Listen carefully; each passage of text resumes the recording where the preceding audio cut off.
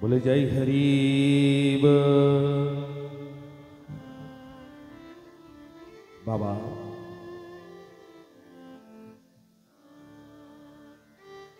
মৃত্যুঞ্জয়ের মায়ের নাম ছিল সুভদ্রা। আরে জানেন বাবা, মৃত্যুঞ্জয় কোন সাধারণ একজন মানব ছিলেন না। মৃত্যুঞ্জয় তিনি একজন মহাবৈষ্ণব ছিলেন। সমস্ত শাস্ত্রকে অধ্যয়ন করেছিলেন মৃত্যুঞ্জয়। বাবা, এমন কোন শাস্ত্র ছিল না যে মৃত্যুঞ্জয় তিনি অধ্যয়ন করেন নাই।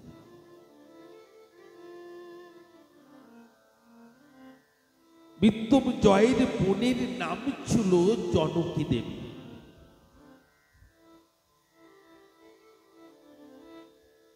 কি নাম ছিল? জনকী দেবী। আর জনকী দেবী কে ছিলেন? ব্রজধামের গোপী জনকী দেবী ছিলেন। জনকী দেবী প্রত্যেক সময় কৃষ্ণ কৃষ্ণ কৃষ্ণ বলে কান্না করতেন। জনকী দেবীর মা সুভদ্রা সকালে বিকালে গীতা পাঠ করতেন। আর গীতা পাঠ না করে অন্ন পেতেন না সুভদ্রা, মৃত্যুঞ্জয়ের মা। কিন্তু একটা কথা বলবো বাবা, যিনি ঠাকুরকে ডাকবেন, ঠাকুরের পুজো করবেন, ঠাকুরের জন্য কাঁদবেন, তাকে এই জগতের মানব পাগল বলে। তাকে সকলেই পাগল বলেন। ওই মৃত্যুঞ্জয়ের বোন কৃষ্ণ কৃষ্ণ বলতে বলতে কখনো অচেতন হয়ে যেতেন। আরে কৃষ্ণ কৃষ্ণ বলে কান্না করতেন। সম্পূর্ণ গ্রামবাসী সকলেই একের সঙ্গে একে আলোচনা করতেন যে মৃত্যুঞ্জয়ের বোন একই বোন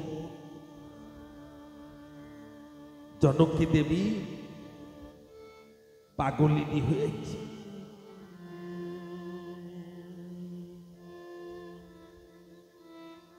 একদিন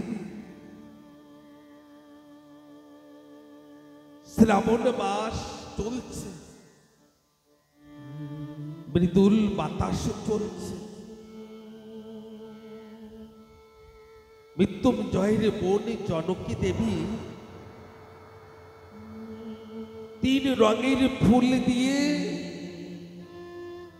একটি বিনা সুতের মালা গেঁথেছে মা।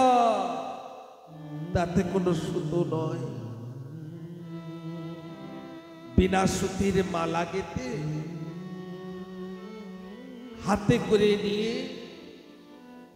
বাগানের দিকে ছুটছেন। কৃষ্ণ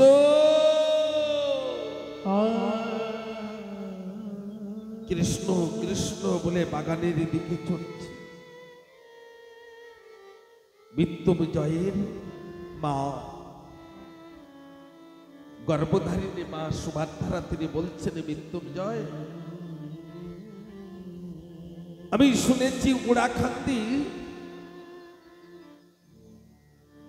একজন হরিচাঁদ ঠাকুর এসেছেন। উনার কাছে গেলি নাকি সবাই ভালো হয়ে যাচ্ছে, সকলেই ভালো হয়ে যাচ্ছে। তো তোর বোনের দিকে তাকিয়ে দেখ, এ পাগলিনী হয়েছে। তোর বোনের কথা যে কিছু বল, যাতে এ ভালো জন্য হয়ে যায়।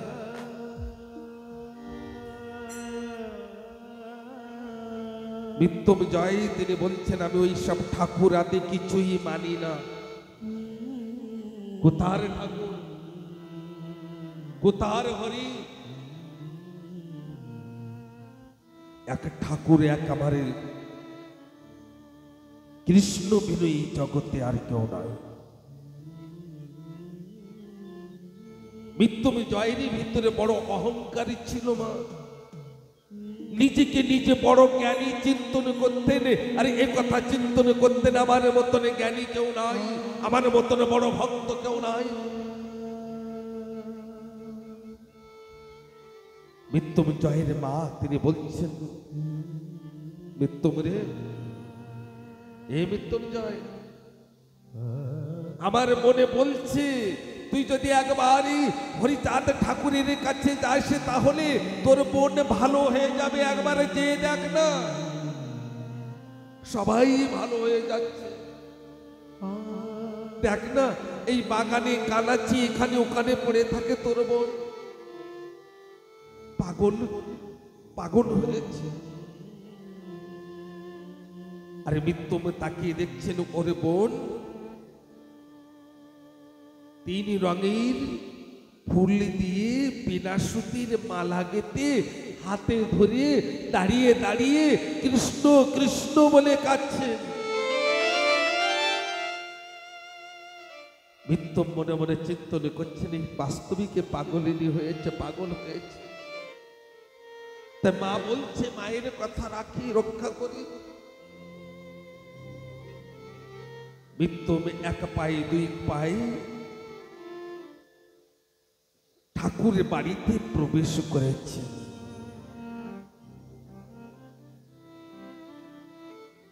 গলায় জপের মালা, তিলক ধারণ, মুখে কৃষ্ণ নাম করতে করতে যাচ্ছে। একজনের কাছে এক ভক্তের কাছে জিজ্ঞাসা করছেন, আমি শুনেছি এখানে নাকি হরিচাঁদ ঠাকুর এসেছেন, ওনার সঙ্গে দেখা করব, কোথায় উনি? একজন বললেন বিশ্রাম ঘরেই ঠাকুরে তিনি আছেন। আমার মৃত্যুঞ্জয় ঠাকুরের সম্মুখে যে দেখছেন যে ওই জনকী দেবী, তিনি ওই জনকী দেবী তিন রঙের ফুলের মালা যে বিনা সুতি গেঁথেছিল, সেই মালা হরিচাঁদ ঠাকুরের গলায়, হরিচাঁদ ঠাকুরের গলায় পড়ুন। এমন সময় মৃত্যুঞ্জয় তিনি ব্যবহার হয়ে গেছেন। ধন্য আমার মনুষ্য জনম, যে সাক্ষাৎ আমার গোবিন্দকে আমি দর্শন পাচ্ছি, সাক্ষাৎ আমার গোবিন্দকে আমি দর্শন পাচ্ছি। এক দৃষ্টি দিয়ে তাকিয়ে আছে। এমন সময় শান্তি মাতা এসেছে, এসে দুই হাতে জোর করে ঠাকুর শ্রী শ্রী হরিচাঁদ ঠাকুরকে বলছেন, ঠাকুর আপনার কণ্ঠে তো এ মালা আমি কখনো দেখি নাই, এত সুন্দর সুগন্ধ ছুটছে, বিনা সুতির মালা আপনার গলায় কে পরিয়ে দিয়েছে? কি আপনার গলায় বিনা সুতির মালা তিন রঙের এত সুন্দর সুন্দর ফুল দিয়ে গেতে আপনার গলায় কে ধারণ করে দিয়েছে? জানেন মা, মৃত্যুঞ্জয় তিনি ষষ্ঠাঙ্গে প্রণাম করে ধুলাই গোড়াগুড়ি দিয়ে বলতেন, ঠাকুর আমি বুঝতে পারি নাই আমার মনুষ্য জন্মই ধন্য যে আজকের সেই ব্রজধামের সেই সাক্ষাৎ আমার গোবিন্দকে আমি দর্শন পাচ্ছি। মৃত্যুঞ্জয়ের বর্ণন, মৃত্যুঞ্জয়ের কথা, ভক্তির কথা যদি শ্রবণ করেন না বাবা, এই মানব গভীর ভিতরে ভক্তি উদয় হয়ে যাবে।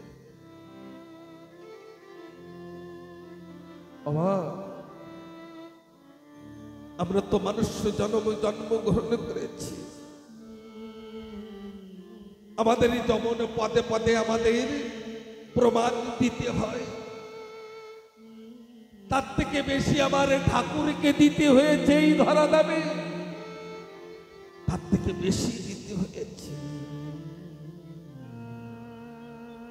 ঠাকুরকে প্রত্যেক পদে পদে পরীক্ষা দিতে হয়েছে যে আমি স্বয়ং হরি। আরেকটি কথা বলবো, ওই মৃত্যুঞ্জয়ের জীবনে দান তো আমার ঠাকুরই দিয়েছেন, হরিচাঁদ ঠাকুর। বিষ পান আদি করা নিয়ে তা আসেন, আমরা অল্প কিছু সময় মা শান্তি মাতার কথা কি আমরা একটু শ্রবণ করে নিই।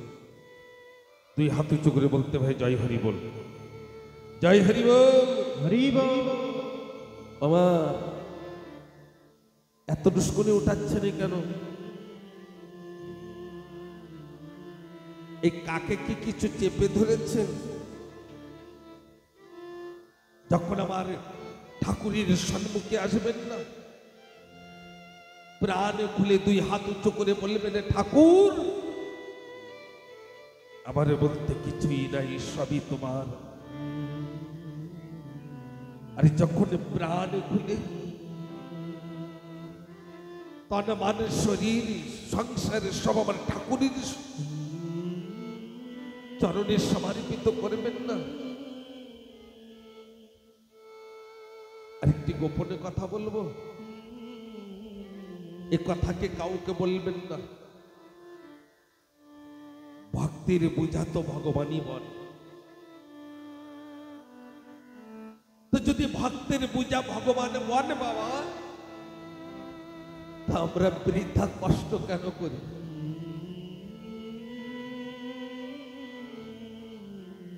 আরে অশ্বিনীর মতন যদি হরি বলে বলতে বলতে যদি সাক্ষাৎ ভগবানের তিনি যদি ওই অশ্বিনীর বোঝা বলতে পারে, তা আমরা আমাদের পরে কি আমাদের ঠাকুর আমাদের পরে কৃপা করবেন না? একবারে ডেকে দেখুন না, একবার আমার হরিচাঁদ ঠাকুরকে ডেকে দেখুন।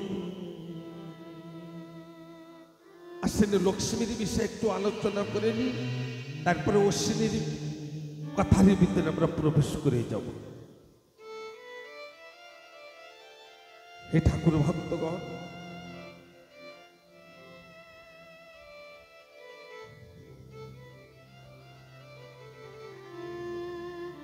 কোচগড়ি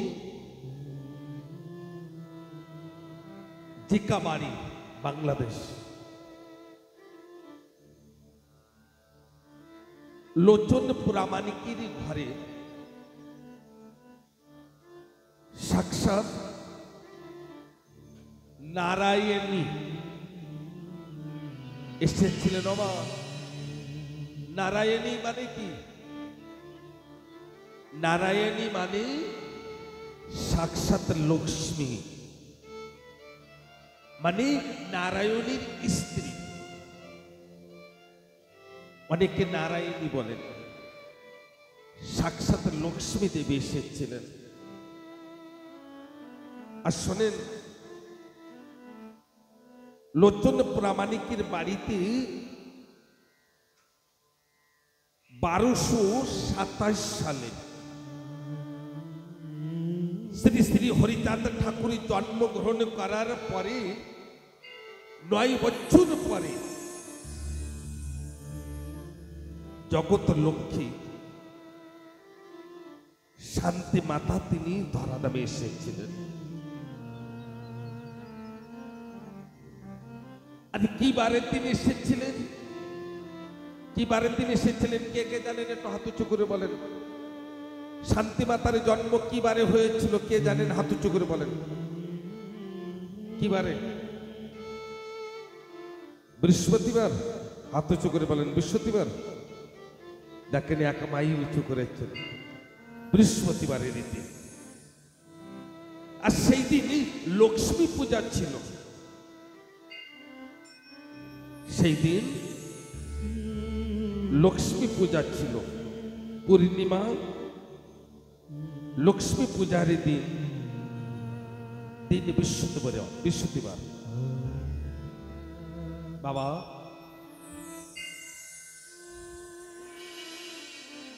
আর জানেন শান্তি মাতা কার পুজো করতেন? শান্তি মাতা মা কাত্যায়নীর পুজো করতেন। কাত্যায়নী মানে কি? ও ভাইয়া, দুর্গা মার পুজো করতেন। আর মা কাত্যায়নীর পুজো তো রুক্মিণীও করতেন। আসেন আমরা অশ্বিনীর কথায় প্রবেশ করি। আর এই অশ্বিনীর কথার পরে আরেকটি অশ্বিনীর কথা যে সময় আসবে, আমরা সাক্ষাৎ অশ্বিনীকে দর্শন করব। কে কে অশ্বিনী ভক্ত অশ্বিনীকে দর্শন করতে চান? কে কে একটু হাত উঁচু করে বলতে হবে। হরি বল। বাবারা বেশি হাত উঁচু করছেন আর বাবারা বেশি ইচ্ছুক করছেন। বাহ, আসেন। অশ্বিনীর কবি গুরুর নাম ছিল তারক গোসাই, তাই তো বাবা? তারক ছিলেন তো? একটু হাত উঁচু করে বলতে হবে কিনা? হ্যাঁ। আরে যিনি বাস্তবিক গুরু ছিলেন তিনি ছিলেন মহানন্দ পাগল। এ বিষয়েও বলবো। আমি যা পড়েছি যা পেয়েছি তাই তুলে ধরছি আপনাদের সম্মুখে। একদিন তারক গোসাই তিনি কবি গান গিয়ে বাড়িতে ফিরছেন। মা ধ্যান দেবেন।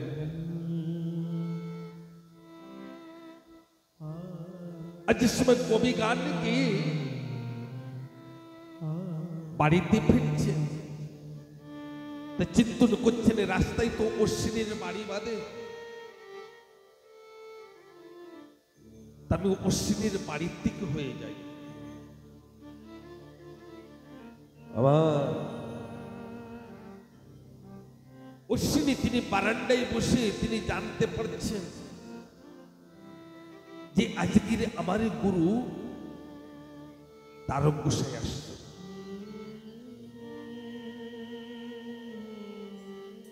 অশ্বিনী বেবর হয়ে হরিবোল হরিবোল বলে কাঁদছেন। বাবা জানেন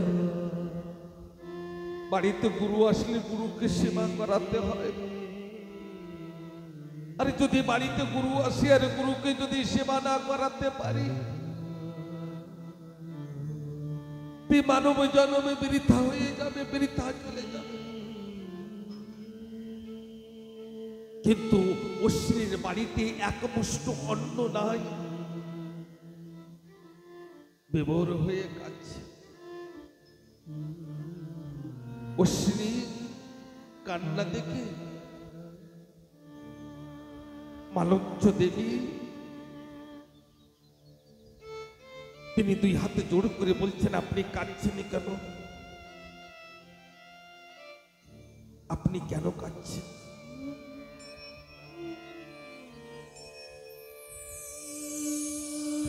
কেন কাঁদছেন আপনি? এমন সময় অশ্বিনী তিনি বলছেন, ওরে আজকে আমার গুরু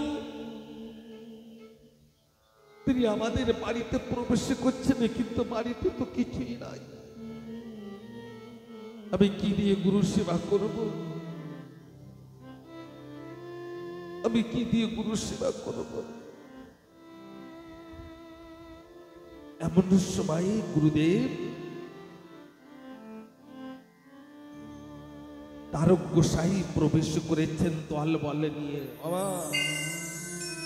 একজন নয়, গুরুদেবের সঙ্গে অনেক কয়জন এসে ওই অশ্বিনীর বাড়িতে প্রবেশ করেছে।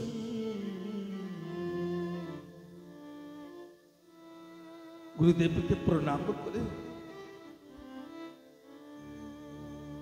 মালঞ্চ দেবীকে বলছেন, শুনেছ ওই ধামা দাও না, ধামা দাও। আমি নগরে ভিক্ষা করে আসি, আমি নগরে ভিক্ষাই যাই। আর অশ্বিনী কি করেছেন, ধামা কাঁধে বাঁধিয়ে ওই নগরে নগরে ভিক্ষা করছেন, কিন্তু কেউ ভিক্ষা দিচ্ছেন না। মা কেন দিচ্ছেন না জানেন? তার আগেই তো অশ্বিনী গুরুচাঁদ ঠাকুরকে বলেছিলেন, ঠাকুর সে কথা তো কালকেই আমরা শ্রবণ করেছি, যেদিনই গিয়েছি। গুরুচাঁদ ঠাকুরকে বলেছিলেন যে, ঠাকুর আপনার কৃপায় আমি নগরে ভিক্ষায় গিয়ে 2 মুঠ অন্ন পাই, সেই অন্ন যেন কেউ আমাকে না দেয়।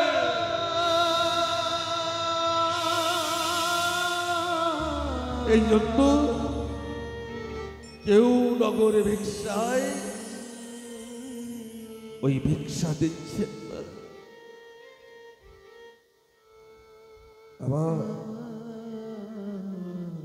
অশ্বিনী বুকে হরিবোল হরিবোল বলে কাঁদছে, আর বলছেন আমার গুরু সেবা হবে না। আজকে আমার গুরুদেব বাড়িতে এসেছেন, কেউ একমুষ্ট অন্ন আমাকে দেননি। হরিচাঁদ ঠাকুরের হরিবোল হরিবোল বলতে বলতে অচেতন হয়ে পড়ে আছে রাস্তার ধারে।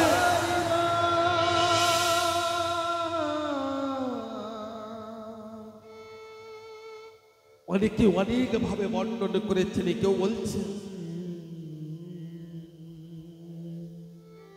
যে অশ্বিনী তিনি নদীর কূলে পড়েছিল। আর জানি না বাবা, এমন সময় জগতে পিতা শ্রী শ্রী হরিচাঁদ ঠাকুর তিনি ভক্তের কান্না শ্রবণ করতে না পেরে একটি বালক রূপ ধারণ করে এক পেলে চাল ডাইল আদি মস্তকে করে ধারণ করে নিয়েছেন। আর ঠাকুর মনে মনে চিন্তন করছেন, অশ্বিনীর বাড়ির থেকে যদি গুরু বৈমুখ হয়ে যায়, যদি গুরু যদি প্রসাদ না পায়, এই জগতে কোনো ভক্তের ভগবানের পরে ভরসা থাকবে না।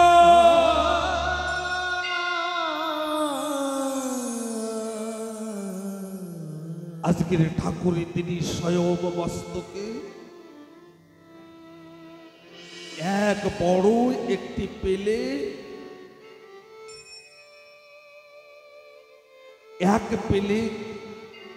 চাইলে ডাইলে মস্তকে করে ধারণ করে নিয়ে যাচ্ছেন অশ্বিনীর বাড়িতে। আর এদিকে মা মালঞ্চ দেবী তিনি পথের দিকে তাকিয়ে আছেন। বাড়িতে বারান্ত আছে, রান্নারে কিছু নাই, গুরুদেব ঘরের ভিতরে বিশ্রাম করছে। কিছু সময়ের পরে যদি উঠে বলে প্রসাদ দাও, তো প্রসাদ কোথায় পাবো? বাড়িতে তো অন্ন নাই। এমন সময় শ্রী শ্রী হরিচাঁদ ঠাকুর তিনি মস্তকে করে ওই অশ্বিনীর বাড়িতে প্রবেশ করছে। মা মালঞ্চ দেবী তিনি ওই ঠাকুরের মস্তকের যে চাইল ডালের দিকে তাকিয়ে আছেন, আর ঠাকুরই তিনি নিজেই বলছেন, বাবা মা অতি শিগগিরই ধরো না, দেখো না দেখো না বাবা অশ্বিনী আমার কত বড় অনেক চাল ডাল আমার মস্তকে চাপিয়ে দিয়েছে, আমি কি ছোট মানব, আমি কি পারি? আরে মা মালঞ্চ মস্তকের থেকে ঠাকুরের মস্তকের থেকে ধরে ওই এক ধামা চাল ডাল নামিয়ে নিয়েছে। আরে বাবা যে সময় এক ধামা চাল ডাল নামিয়ে না, মালঞ্চ দেবী পিছন দিকে তাকিয়ে দেখেন কোন বালকই নাই, অদৃশ্য হয়ে গিয়েছে, অদৃশ্য হয়ে গিয়েছে। মালঞ্চ দেবী চিন্তন করছেন যে ছুটি হয়তো চলে গিয়েছে, আমি হয়তো দেখতে পাই নাই, ঘোরার আগেই চলে গিয়েছে। কিন্তু মা মালঞ্চ দেবী এ কথা বুঝতে পারেননি, আমি জানার মস্তকের থেকে এক ধামা চাল ডাল নামিয়ে নিয়েছি, এ কোনো মানব নয়, এ ভগবান। এ কথা জানতে পারেননি। এমন সময় কিছু সময়ের পরে অশ্বিনী ফিরে আসে, চেতন হয়ে ফিরে আসছেন, আর মাথা নত করে যে কেউ এক মুষ্ট অন্ন ভিক্ষা দেন। এমন সময় মালঞ্চ দেবী তিনি বলছেন, কি বলছেন জানেন? অশ্বিনী গোসাইকে বলছিলেন, আপনি কোথায় ছিলেন? আপনি কোথায় ছিলেন? একটি বালকের মস্তকে এক ধামা চাল ডালে ওই চেপে দিয়েছ, ওই বালক তো বড় কষ্ট করে নিয়ে এসেছে। অশ্বিনী বলছেন, এক ধামা চাল ডাল? আমি তো মালঞ্চ কারোর হাতে চাল ডাল পাঠিয়ে দেয় নাই। মালঞ্চ আমাকে এক দুষ্ট ভিক্ষা কেউ দেননি, আমি চাল ডাল কোথায় পাবো?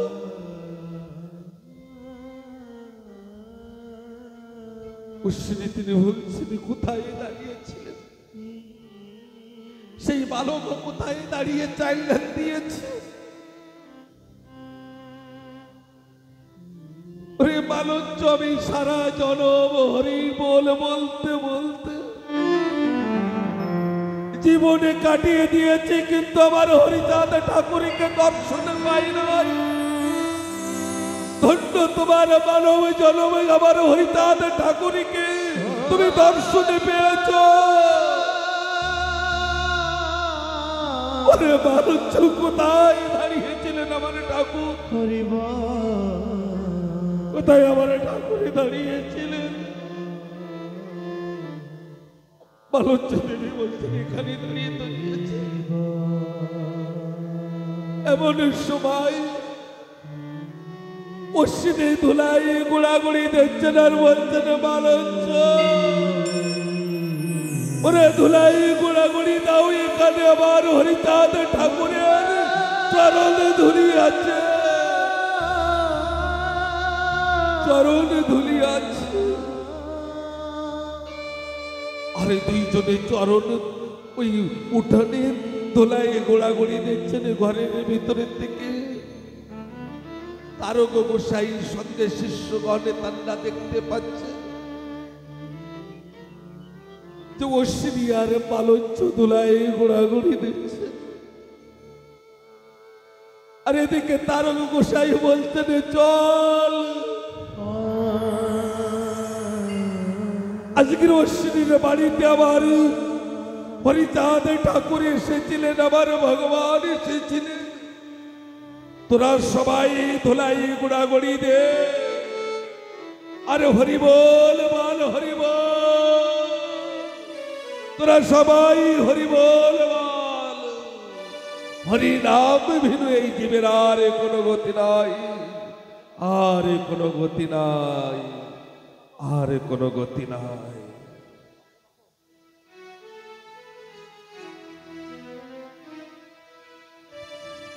আজকের এই কমিটির প্রেসিডেন্ট কে?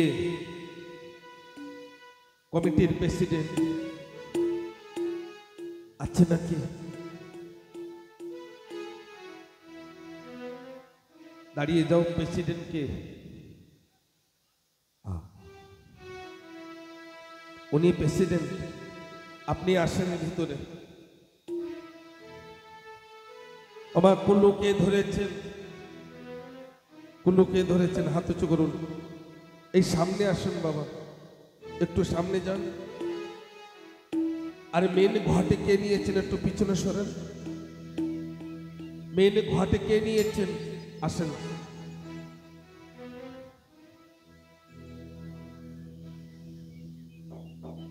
বাবা ওখানে যান, ওখানে যান।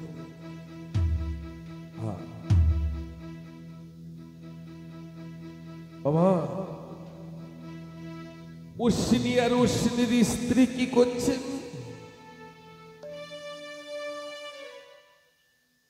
তারক গোসাই, তারক গোসাইয়ের শিষ্যগণে কি করছেন? ওই অশ্বিনীর বাড়িতে ধুলাই গোড়াগড়ি দিচ্ছেন। ওরে ধুলা নয় রে, ধুলা নয় রে, হরিপদ রে নো। হরি বল। এমন হবে না, ধুলাই একটা গোড়াগড়ি দিতেই হবে।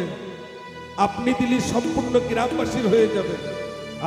ওরে ধুলা নয় রে, ধুলা নয় রে, হরিপদ রে নো।